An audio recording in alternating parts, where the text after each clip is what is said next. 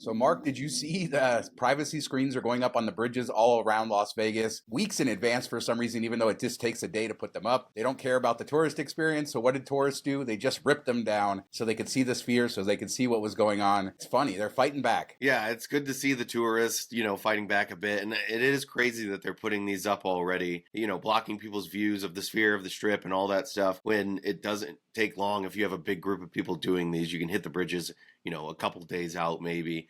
But they're going to have to go back and do them all again. I wonder if they'll just leave it now. They learn their lesson. They'll wait until the week of. It seems kind of crazy to do it this far out. Yeah, nobody cares about who's in charge of this thing. Like, this is something that could go up in a day. You could do it a day or two before the week of. They gave Formula One all the power, it seems like, and nobody cares. Nobody's in charge. We need to change this stuff, but I'm glad people are fighting back, and maybe they'll learn a lesson that we still need some Vegas for the people who are visiting when the race isn't happening. I don't know if this is like the Formula One way where, they pave the roads and then repave the roads again later. This didn't see, even when it was up, it didn't seem like it blocked all that much. Like you could still see through it. So I don't know if this was the first layer and then they're going to come with more layers or what, but it seems like a stupid thing all around. So much for our positive streak on Formula One.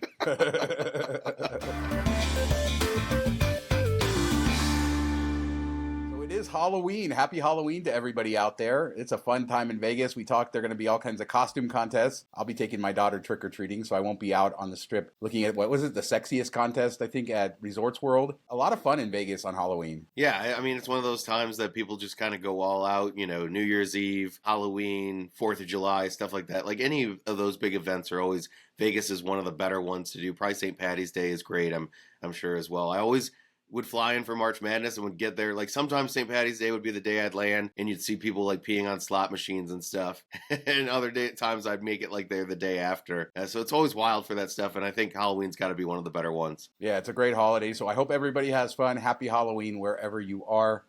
So the Golden Steer, that famous steakhouse, one of the great old school venues in Las Vegas, is expanding. And they say they're expanding because of the popularity from TikTok, basically. More conventioners coming post-COVID, but business is better than ever, which is fantastic because we want this place to stick around. It's getting bigger. They're adding 1,000 square feet, 60 seats. Good times, man. I'm happy to see this. Yeah, and I think they've really tapped into what we've talked about a couple times on this show, especially recently, is old school Vegas. We've lost a lot of that. There's not many places left that give you that vibe, and this is one of them. And I know both of us have said we need to get there. We haven't been there, and it's kind of a black mark on our Vegas scorecard for sure, but I want to check it out. I'm glad they're expanding and they kept it, in touch with the old school vibe. They reused some of the old brick and all that stuff and featured it. So that's cool to see. And it is kind of crazy though. TikTok, they didn't have to give influencers free food to come out. They just kind of built it on their own. Yeah, they got a good brand there. I mean, the Rat Pack used to eat there.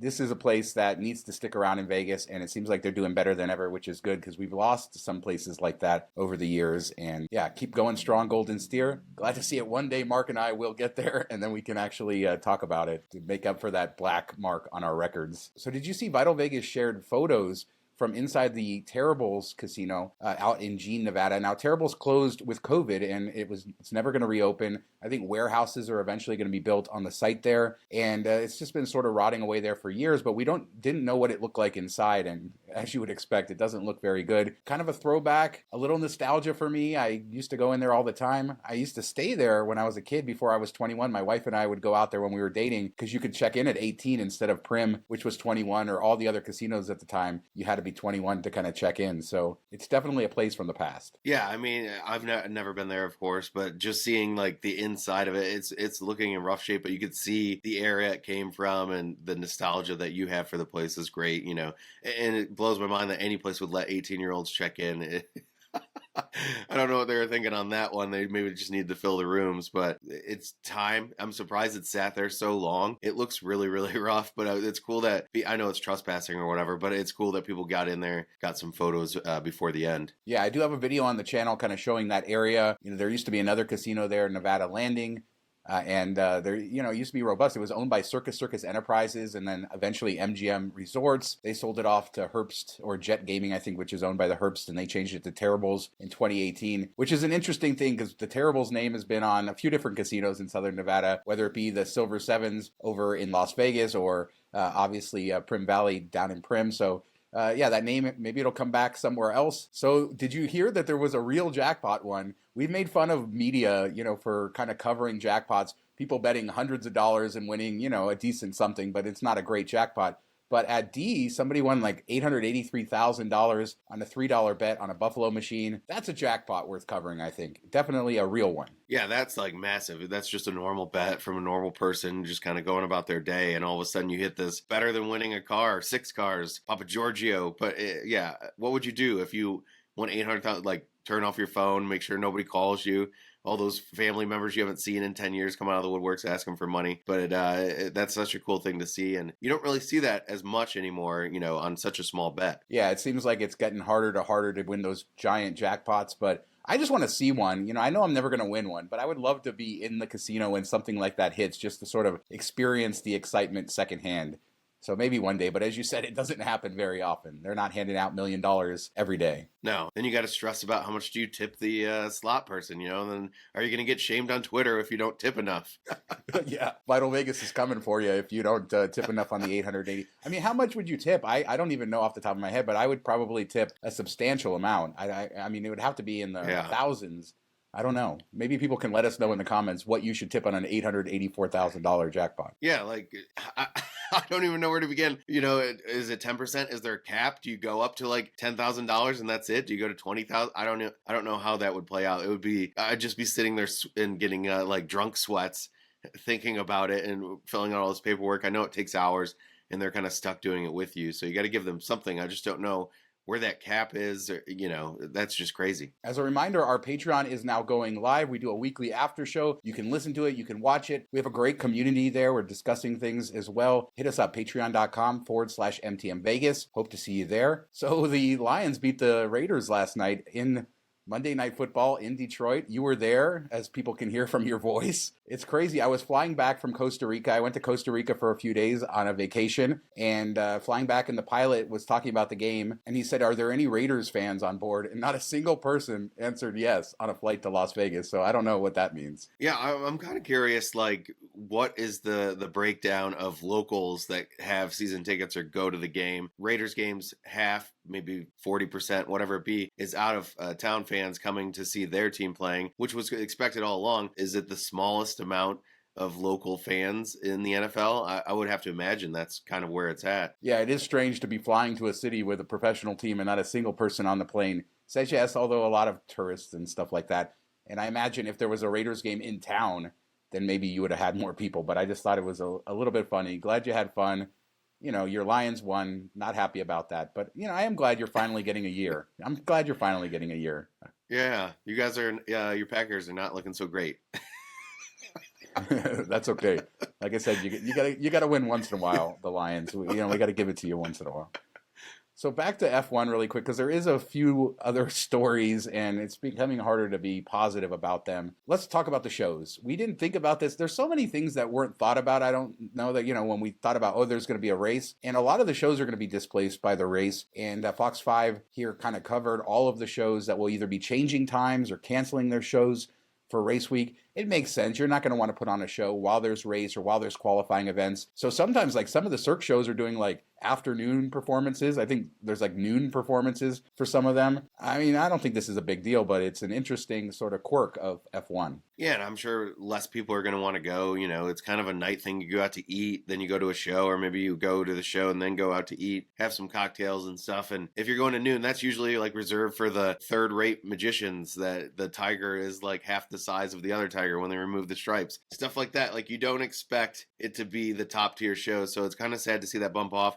I'm sure their ticket sales are going to suffer because of it, and that will hurt, the performers and everything along those lines. So just kind of another thing that you have to make way for with this, which I wouldn't have even thought about. Like, it's not something that I would have fathomed would be a problem. So on Twitter or X, Michelle Vegas Fury, this is a guy, he's going around filming a lot of stuff. Amazing follow on X. Really like his content. But he was trying to be positive about X. Formula One. Yeah, I'm working on it. Say Twitter. But he was talking about the positivity and all the refreshments, the things we sort of talked about on the last show. And there was a heavy debate. I'll put a link in the description. People can check on that. A lot of people still not buying it. I just think that these improvements needed to happen anyway. And the argument that they never would have happened without Formula One doesn't hold water 100% with me. Obviously, timelines were sped up. but there is positivity. But he took a lot of heat for that, which I kind of felt bad about. And, nobody wants people to be positive about F1. Another story is the Venetian gondolas. Did you see this? They removed the poles where the gondolas are. They're draining that water out front. A good friend of ours who's worked there for 10 years says he's never seen it drained during that time. And they're putting up this weird VIP area that will sit right on top of the water. I mean, it's temporary like all the other ones, so I don't know how you could hate this more than you could hate anything else. At least they didn't cut down any trees, although they did demolish a building. Okay. I hate it. It looks terrible. It looks stupid. I hope it doesn't last too long, but maybe they'll do some improvements to the canals, clean them up, make them look a little bit nicer. Maybe that will come out of this, but yeah, they're just trying to get every dollar out of the seating and all that stuff, and that's kind of something that's going to be missed from the race. You're not going to see the cool facade out front. It's going to be covered by these chairs and tables and red everywhere. It's so much red. Yeah, it is the reddest venue for Formula One. And, it's just another reason why the Vegas experience will not be here for Formula One, right? All these little things gone. Bellagio fountains, I mean, you can sort of still see them from the side, but a lot of these little sort of quirks you're not going to be able to see during the race. So another reason not to come if you're not coming for the race. Back to positive next time. I don't know, Mark. We'll try. We're trying, but it's getting exciting. 3 weeks away. We still want it to be good. I just want to hold these people accountable. Hold the LVCVA accountable. Hold the county commissioners accountable to change things for future years. We don't need F1 making all the decisions. We should be making the decisions. They should be listening to us as a city. Are you trying to say that government officials should do governing? I mean, come on. It's 2023. That doesn't happen. All right. Did you see the rooms at Ellis Island? Vital Vegas was over there for some weird high roller party. I don't know what he was doing over there, but he took pictures of the renovated rooms, or at least one good picture. Then there was, of course, the air conditioner 69 picture that he took, which is pure Vital Vegas, good old Scott. But the rooms look good. I think, they're not the fanciest rooms in the world, but looks solid for a place to stay. Yeah, I think it looks like any, roadway hotel that you'd see, like, a Hampton Inn type of thing. Older Hyatt place, stuff like that. So I think it fits in. You always look down on it like Ellis Island, like, oh, there's a Super 8 over there, haha, make a joke. But when you actually see the inside of it, it doesn't look any different than a lot of places I know you and I have stayed over the years, going through the country in the middle of nowhere type of stuff. So I think if the price is right, it would make a lot of sense. You did say roadway. That's a little bit of an insult. Roadway, Hampton Inn, Old Hyatt place, okay, but roadway, the last roadway and I stayed at they had like an old school telephone and it was missing buttons. I meant like on the road, not the roadway in. That would be terrible. So this venue, this new venue at Grand Bazaar Shops, Bourbon Parade, it kind of, I don't know, it went under our radar.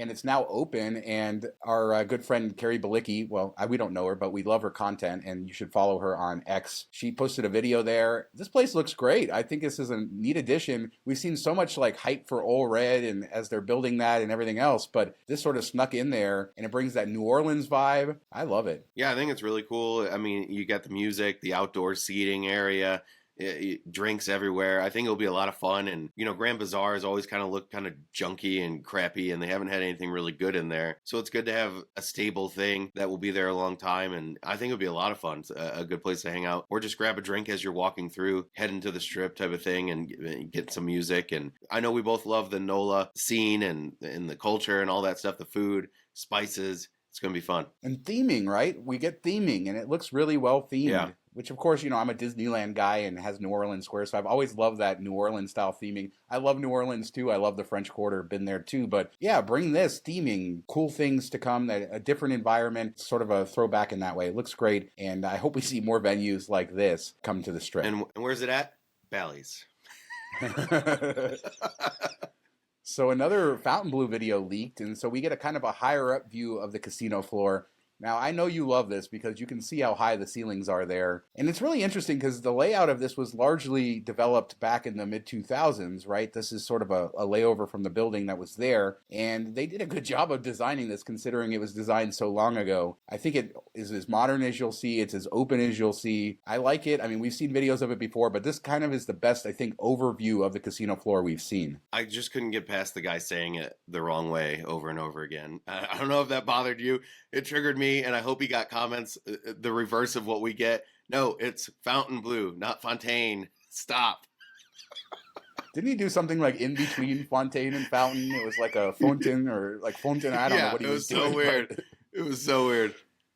Yeah, it's funny because they just did this thing on X. They released this thing talking about the color of blue, and it's spelled in the French way, So they're leaning into that sort of French sort of thing. But yeah, fountain. But yeah, we'll get more and more news of this. The outside is looking better, looking more kind of finished. Landscaping is going to start soon. This is really the fun time as you see the property sort of come together. I remember walking Resorts World quite a few times in the month before it opened, and it was really exciting to sort of see this building that was under construction forever kind of turn into a property that you knew was going to be ready. And that's what we're seeing at Fontainebleau now. Less of a construction site, more of a finished sort of facade. Yeah, I mean, I'm super excited for it, so I can't wait for it to open, and I'm jealous of everybody that gets to see it progress throughout the years and months and now days, weeks. It's getting so close, so I'm pretty amped for it. You can always walk up and, stick your head through the window and try to see if you can peek inside while you're here.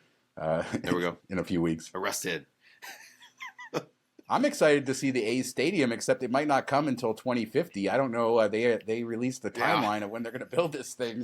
And now the A's are still waiting for Major League Baseball approval. That should happen by the end of this month.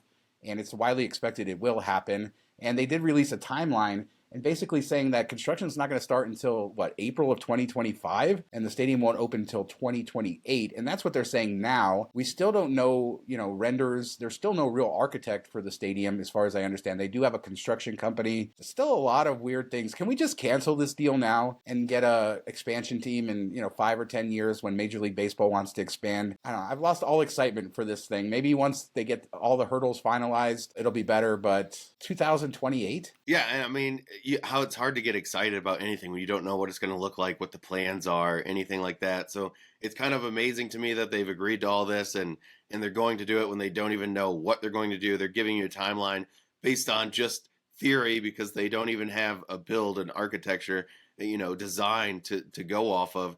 And it seems like it's going to take forever. I haven't paid attention to how long stadiums take to get built, but 3 years and starting, a couple years from now, it just seems like a really long timeline. And maybe that's just cushion that they're putting in there, to get things lined up. And once it's lined up, they'll get rolling. But I'd love to see what the stadium's going to look like, what they're going to do with the Trop, that area. Are they going to add a casino in? Type of thing and how it's all going to work, and maybe then we'll get excited, but it's hard to do anything right now. Gaming and leisure properties, the landowner has, they've committed I think $150 million to improvements for the site once it's built, but they said they may invest more depending on the final plans. Maybe they're just sitting there like, what's actually going to happen too? Maybe they don't know anything, even being on the inside. It just seems like there's a lot of craziness. How did we pass a bill when they don't have any of this information? We just basically gave you a blank check. We didn't have any sort of understanding of what it was. We didn't have a real stadium. I don't know. Cancel the deal. That's it. Cancel the deal, Mark. Yeah. Cancel F1. Cancel the A's. Send the Raiders back to Oakland. We're cranky today. We shouldn't stay up so late at night for two old men.